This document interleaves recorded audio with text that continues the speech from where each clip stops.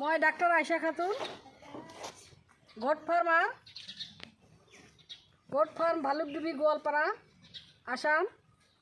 আজি মোৰ ফাৰ্মত ৰামপুৰৰ পৰা গুৱাহাটী ৰামপুৰ মিৰ্জাৰ ওচৰৰ পৰা আত্মসহায়ক গোটৰ মানুহ আহি ইন্সপিৰেশ্যনাল ভিজিট